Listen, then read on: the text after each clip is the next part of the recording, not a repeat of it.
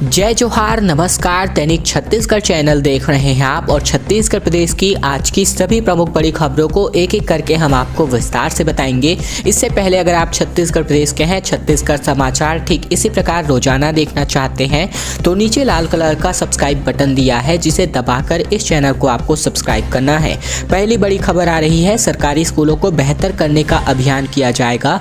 हर पंचायत के एक स्कूल में आदर्श शौचालय छत्तीसगढ़ सरकार बनाएगी। मध्याह्न भोजन का सामान गोठानों से आएगा। दरअसल छत्तीसगढ़ सरकार स्कूलों के लिए एक नए अभियान की शुरुआत करने जा रही है। योजना है कि प्रदेश के सभी नगरीय क्षेत्रों के प्रत्येक वार्ड और प्रत्येक ग्राम पंचायतों के एक एक स्कूल में आदर्श शौचालय का निर्माण कराया जाए। इन शौचालयों में कम से कम लागत में अच्छी गुणवत्ता का निर्माण कार्य होगा। इन शौचालयों में रनिंग वाटर यानी कि 24 घंटे पानी की व्यवस्था, ड्रेनेज व्यवस्था आदि की समुचित व्यवस्था की जाएगी। साथ ही साथ इसकी नियमित साफ सफाई हेतु और रख रखाव के लिए विशेष प्रबंधन भी किए जाएंगे। इसको सरकारी तौर पर टैबलेट से पहले टॉयलेट अभियान कहा जा रहा है। मुख्य सचिव अमिताभ जैन ने आगामी शिक्षा सत्र में टैबलेट के पहले टॉयलेट अभियान को मूर्त रूप देने का निर्देश जारी किया है। इन शौचालयों का निर्माण विभिन्न विभागों द्वारा संचालित विभिन्न योजनाओं के समन्वय से किया जाएगा। मुख्य सचिव अमिताभ जैन ने स्कूलों में मध्याह्न भोजन योजना के अंतर्गत प्रयुक्त होने वाली खाद्य सामग्री सहित अन्य सामग्रियों की खरीदारी गौठानों में संचालित हो रही ग्रामीण आजीविका केंद्र से किए जाने का निर्देश जारी किया है। छत्तीसगढ़ के बिजली उपभोक्ताओं को एक बड़ा झटका लगने वाला है। छत्तीसगढ़ में अप्रैल माह से बिजली बिल बढ़ सकती है। विद्युत कंपनी ने 745 करोड़ घाटा रिकवरी का प्रस्ताव दिया है और अगर ऐसे इसको कैबिनेट में अगर स्वीकृति मिल जाती है तो बिजली के दाम आवश्यक बढ़ जाएंगे। दरअसल छत्तीसगढ़ के बिजली उपभोक्ताओं को अगले वित्तीय वर्ष यानी कि अप्रैल 2022 से महंगाई का झटका लग सकता है। राज्य की विद्युत नियामक आयोग यानी कि विद्युत कंपनी ने मूल्य बढ़ाने का प्रस्ताव छत्तीसगढ़ विद्युत वितरण कंपनी ने ही लगभग 745 करोड़ रुपए का घाटा रिकवर करना चाहती है। छत्तीसगढ़ के राज्य विद्युत नियामक आयोग ने अगर उनके प्रस्ताव को मंजूरी दे दी है तो बिजली के दाम बढ़ सकते हैं। छत्तीसगढ़ राज्य विद्युत नियामक आयोग को दी गई याचिकाओं में कंपनियों ने नए पूंजी निवेश, व्यय और आय का पूरा लेखा जोखा दिया है। बताया गया है कि चालू सत्र में कंपनी 3,642 करोड़ रुपए लाभ का अनुमान लगाया है, लेकिन पिछले वित्तीय वर्षों में हुए 4,388 करोड़ रुपए के नुकसान की भरपाई कंपनी करना चाहती है और यह घाटा पाटने के लिए कंपनी को 745 करोड़ रुपए अतिरिक्त राजस्व की जरूरत होगी और इसकी वजह से अगर प्रस्ताव को मंजूरी मिलती है तो अगले सत्र से यानी कि नए वित्तीय वर्ष से आप लोगों को एक्स्ट्रा जो पैसे हैं वो देने पड़ेंगे आपके बिजली बिल में। अगस्त में मिले आवेदनों से बड़ा खुलासा हुआ है। लालच में निवेश किए गए हैं लोगों के द्वारा 1,75,881 निवेशकों से 344 करोड़ रुपए डूबे हैं। पुलिस रिकॉर्ड में 32,164 लोगों से 135 करोड़ की ठगी बताई जा रही है। दरअसल हम आपको बता दें कि जिले सहित प्रदेश भर में चिटफंड का मामला अभी भी चर्चा का विषय बना हुआ है, क्योंकि राज्य शासन, जिला प्रशासन, पुलिस विभाग इन्हीं प्रकरणों को सुलझाने में लगे हैं। वहीं अब स्थिति स्पष्ट हो चुकी है कि पैसा दोगुना तिगुना होने व अतिरिक्त ब्याज मिलने के लालच में आकर जिले के 1,75,881 लोगों ने 314 वित्तीय व चिटफंड कंपनियों में लगभग 344 करोड़ रुपए का निवेश किया है। यह बड़ा खुलासा निवेशकों से मिलने वाले सभी आवेदनों की जांच के बाद हुआ है। इसी आधार पर कलेक्टर जन्मेजय महोबे ने सभी कंपनियों की संपत्ति की खरीदी बिक्री पर रोक लगा दी है, ताकि कुर्की की कार्यवाही नियमानुसार किया जा सके। वहीं पुलिस के रिकॉर्ड में लिखित आवेदन व थाने में दर्ज एफआईआर अनुसार जिले के लगभग 32,164 निवेशकों का 18 चिटफंड कंपनियों में 135 करोड़ रुपए आज से अधिक का निवेश हुआ है और इस लिहाज से माना जा रहा है कि अधिकांश लोगों ने पहले शिकायत ही नहीं की। वही मैच्योरिटी पूरी होने के बाद डायरेक्टर फरार हो गए थे और जब गिरफ्तार हो रहे तो बैंक बैलेंस, संपत्ति की जानकारी छिपा रहे हैं। राजिम का मेला 16 तारीख से होगा। ममता चंद्राकर, दिलीप सड़ंगी समेत 14 कलाकार करेंगे परफॉर्मेंस। 1 मार्च को होगा धार्मिक और सांस्कृतिक समागम। दरअसल छत्तीसगढ़ के सबसे बड़े धार्मिक और सांस्कृतिक मेले की शुरुआत आज से होने जा रही है। इस बार इस कार्यक्रम में कई बड़े स्थानीय कलाकारों की रंगारंग प्रस्तुतियां होंगी। गरियाबंद के जिला प्रशासन ने अफसरों को मंगलवार शाम 5 बजे तक सभी तैयारियां खत्म करने को निर्देशित किया था। इसके बाद यहां से लोगों के मनोरंजन के लिए पंथी, पंडवानी, भरथरी चित्रकारी जैसे आर्ट फील्ड से जुड़े दिग्गज कलाकार अपना परफॉर्मेंस करेंगे। ये कार्यक्रम 1 मार्च तक चलने जा रहा है। दरअसल हम आपको बता दें कि कार्यक्रम के पहले दिन पंडवानी गायिका उषा बाले और दिलीप सरंगी परफॉर्म करेंगे। दूसरे दिन दिनेश जांगड़े समेत पंथी और महेश वर्मा द्वारा लोकमंच की प्रस्तुति होगी। तीसरे दिन की बात करें तो भरथरी गायिका रजनी रजक, पंडवानी गायिका ऋतु वर्मा और भिलाई के रिखी छत्री द्वारा प्रस्तुति की जाएगी। गोबर से बिजली बनाने के लिए अब जाकर आगे की कार्यवाही हुई है। 5 MOU पर हस्ताक्षर हुए हैं। 10-10 करोड़ रुपए का निवेश होगा। प्राइवेट डेयरी फार्म के गोबर और शहर के वेस्टेज से भी बिजली बनाए जाएंगे। दरअसल गोबर से बिजली उत्पादन का प्रोजेक्ट शुरू करने के लिए राज्य के गौठानों से 5 युवा उद्यमियों ने MOU हस्ताक्षर किया है। उनके द्वारा गौठानों में 10-10 करोड़ रुपए का निवेश प्रस्तावित है। बिजली उत्पादन के लिए गौठानों में खरीदे जाने वाले गोबर का उपयोग प्राथमिकता से किया जाएगा। इसके बाद निजी क्षेत्र की डेयरी फार्म के लिए गोबर एवं शहर में एकत्र होने वाले वेस्टेज का भी उपयोग बिजली उत्पादन के लिए किया जा सकेगा। कृषि एवं जल संसाधन मंत्री रविंद्र चौबे की अध्यक्षता में मंत्रालय में आयोजित गोधन न्याय मिशन की पहली बैठक में अफसरों ने इसकी जानकारी दी है। मंत्री चौबे ने अफसरों को गोधन न्याय योजना के मिशन के उद्देश्यों की पूर्ति के साथ साथ गौठानों में आय मूलक गतिविधियों को तेजी से विस्तारित करने का निर्देश भी दिया। उन्होंने गौठानों में उत्पादित वर्मी कंपोस्ट सहित अन्य उत्पादों के मार्केटिंग एवं विक्रय की बेहतर व्यवस्था सुनिश्चित करने का निर्देश दिया है। रायपुर में अब संडे को भी खुलेंगे स्कूल। 10वीं और 12वीं के स्टूडेंट्स लगेंगे स्पेशल क्लासेस के दरमियान। पुराने टॉपर्स भी करेंगे अपना डाउट क्लियर। दरअसल 10वीं और 12वीं की बोर्ड परीक्षाओं की तैयारियां स्कूलों में शुरू हो चुकी है। सोमवार को तकरीबन 1.5 महीने बाद स्कूलों को खोला गया है तो 50% बच्चे ही पहुंच पा रहे हैं।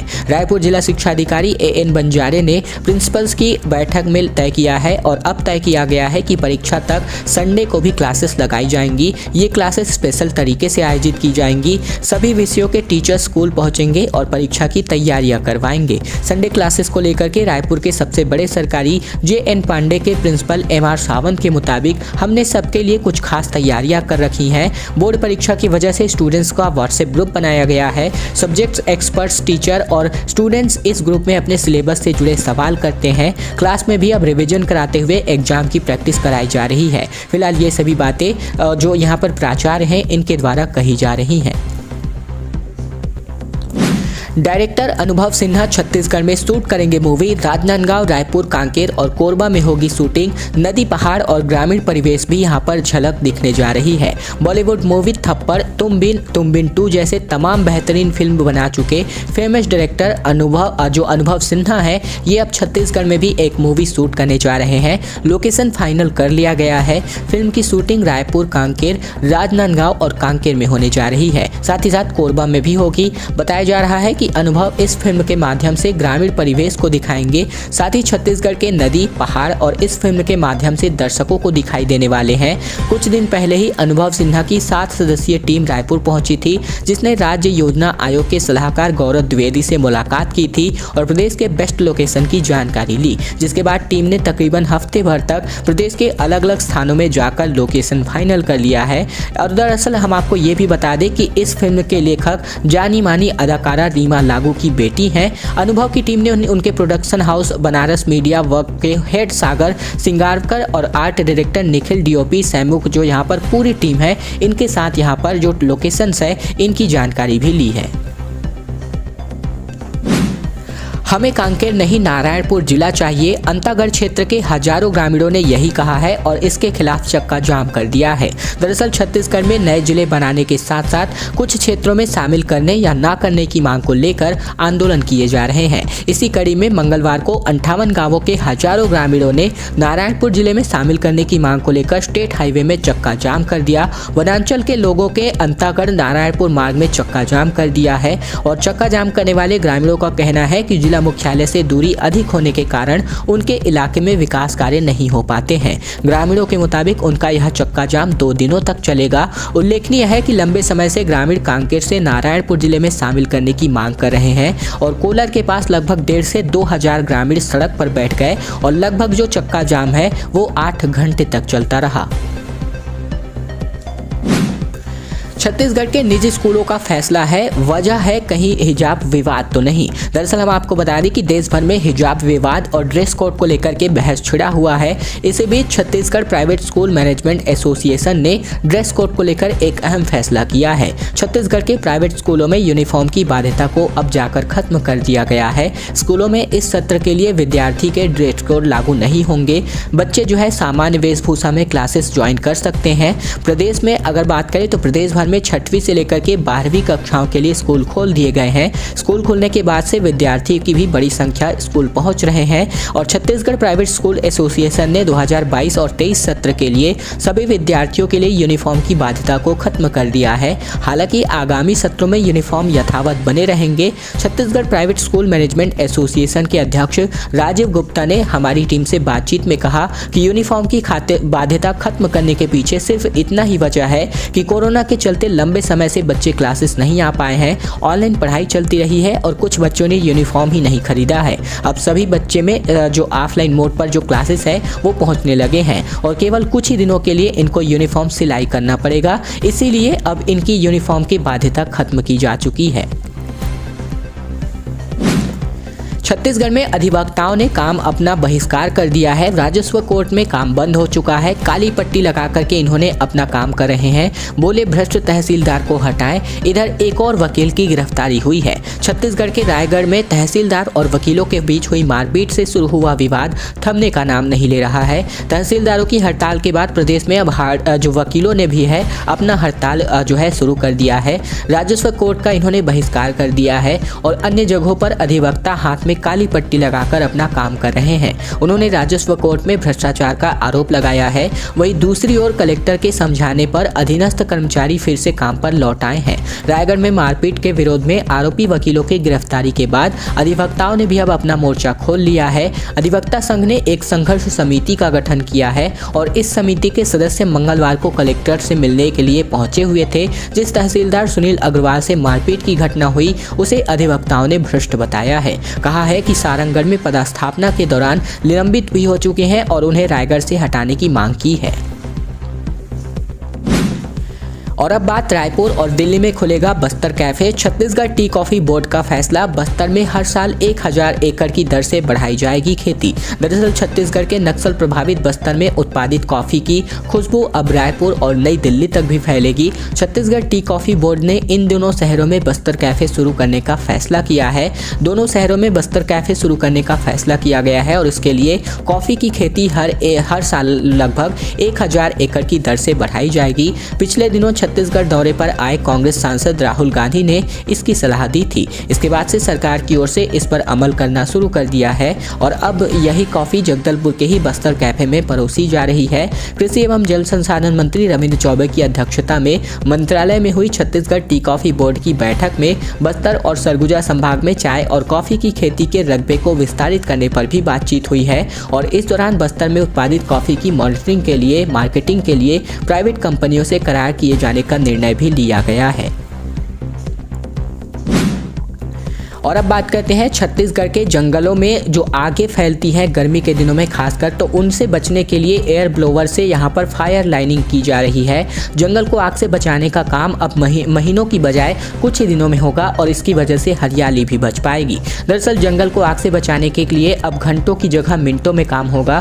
फायर वॉचर के काम के लिए जंगल विभाग ने अब आधुनिक एयर ब्लोवर की खरीदी की है। ये मल्टीपर्पज उपयोग में आए जाने वाला है। दरअसल जंगल को बचाने के लिए और बुझाने के लिए आग को इसमें दोनों उपयोग किया जाएगा। वन विभाग के ने कैंपा मद से सैकड़ों आधुनिक एयर ब्लोअर की खरीदी की है। इसमें से अचानक मार टाइगर रिजर्व को 30 नग दिया गया है और प्रत्येक एयर ब्लोअर की कीमत जो है लगभग 52,000 रुपए बताई जा रही है। इसका उपयोग गर्मी के दिनों में जंगल में लगने वाली आग से काबू पाने में किया जाएगा। अब तक जंगल में आग लगने से बचाने के लिए पहले फॉरेस्ट गार्ड और पैदल गार्ड से लाइनिंग का काम कराया कर जाता था, लेकिन ये लाइनिंग जंगल के अंदर की कच्ची सड़कों के किनारे पड़े जो पत्ते हैं इनको अलग अलग करने के लिए होती थी। इससे सड़क पर चलने वाले किसी भी इंसान द्वारा जो फेंकी गई बीड़ी, सिगरेट या फिर अन्य चीज है इसकी वजह से आग न लग जाए।